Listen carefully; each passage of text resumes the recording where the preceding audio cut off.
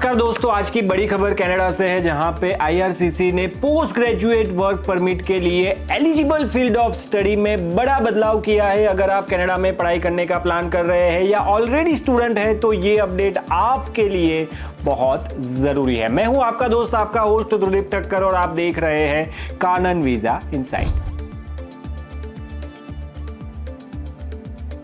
25 जून 2025 को आईआरसीसी ने अनाउंस किया है कि अब पोस्ट ग्रेजुएट वर्क परमिट के लिए एलिजिबल फील्ड ऑफ स्टडी की लिस्ट को अपडेट कर दिया गया है ताकि कनाडा के लेबर मार्केट की करंट डिमांड को मैच किया जा सके। अब 119 फील्ड ऑफ स्टडी को पोस्ट ग्रेजुएट वर्क परमिट के लिए एलिजिबल माना गया है। वहीं पे अगर देखा जाए तो 178 फील्ड ऑफ स्टडी को एलिजिबल लिस्ट से हटा दिया गया है। तो अब टोटल अगर हम बात करें तो 920 फील्ड ऑफ स्टडी है जो कि पोस्ट ग्रेजुएट वर्क परमिट के लिए एलिजिबल है। ये बदलाव उन इंटरनेशनल स्टूडेंट पे लागू होगा जो नॉन डिग्री प्रोग्राम, यानी कि ऐसे प्रोग्राम जो बैचलर्स, मास्टर्स या डॉक्टरल डिग्री नहीं देते हैं, वहां पे एनरोल है। यानी कि आप डिप्लोमा की बात कर लो, एडवांस डिप्लोमा की बात कर लो, पीजी डिप्लोमा की बात कर लो, उनके लिए ये नियम लागू होने वाले हैं। और जिन्होंने 1 नवंबर 2024 या उसके बाद स्टडी परमिट के लिए अप्लाई किया है, उस पर ये नियम लागू होने वाले हैं। अगर आपने आपका स्टडी परमिट एप्लीकेशन 25 जून 2025 से पहले सबमिट किया है तो आपके लिए पुरानी एलिजिबिलिटी लिस्ट ही लागू रहेगी, भले ही आपका फील्ड अब उस लिस्ट से हटा दिया गया हो। तो सबसे पहला सवाल यही आता है कि कौन से प्रोग्राम को ऐड किया गया है और कौन से प्रोग्राम को रिमूव किया गया है। तो अगर न्यूली एडेड फील्ड्स की हम बात करते हैं जो कि पोस्ट ग्रेजुएट वर्क परमिट के लिए एलिजिबल है, तो उसमें health care, social science, social services, veterinary medicine की बात कर लेते हैं, डेंटिस्ट्री की बात कर लेते हैं, डेंटल क्लिनिकल सर्विस की बात कर लेते हैं। तो ये सारे फील्ड है जो कि ऐड हुए हैं हेल्थ केयर और सोशल सर्विसेज में।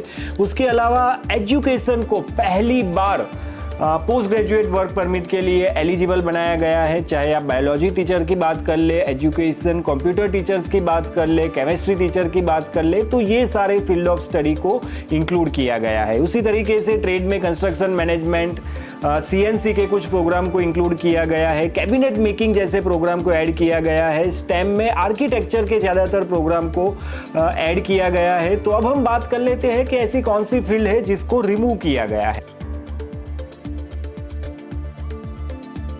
तो एग्रीकल्चर एंड एग्री फूड अभी भी है, लेकिन उसमें जो जनरल एग्रीकल्चर का प्रोग्राम होता था, क्रॉप प्रोडक्शन का प्रोग्राम होता था, फार्म मैनेजमेंट का प्रोग्राम होता था, उसको हटा दिया गया है। ट्रांसपोर्टेशन में पब्लिक ट्रांसपोर्ट प्लानिंग की बात कर लेते हैं, एयरक्राफ्ट मेंटेनेंस को भी हटा दिया गया है, मरीन मेंटेनेंस को भी हटा दिया गया है, और कुछ स्टेम और ट्रेड प्रोग्राम्स को भी हटाया गया है, जिसमें solar energy technician, environment studies और बिल्डिंग मेंटेनेंस जैसे प्रोग्राम्स आ जाते हैं।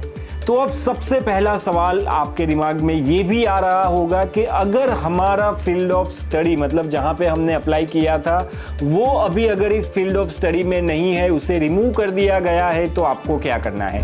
सबसे पहले तो आपको घबराने की बिल्कुल ज़रूरत नहीं है। आप हमें नीचे दिए गए नंबर पे संपर्क कर सकते हैं। हमारे एक्सपर्ट काउंसलर आपको हमेशा हेल्प करने के लिए तैयार रहते हैं।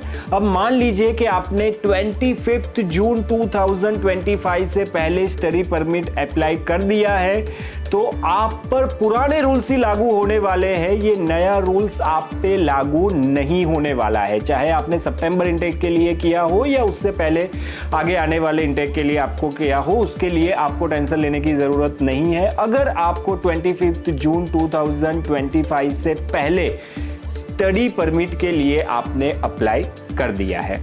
अब नए एप्लीकेशन को अगर अपडेटेड फील्ड ऑफ स्टडीज़ के बारे में जानना है, आपको ये चेक करना है कि आपका जो प्रोग्राम है वो उस लिस्ट में आता है या नहीं आता है, और फ्यूचर में आपको पोस्ट ग्रेजुएट वर्क परमिट मिलेगी या नहीं मिलेगी, तो आपको और कुछ भी करने की ज़रूरत नहीं है।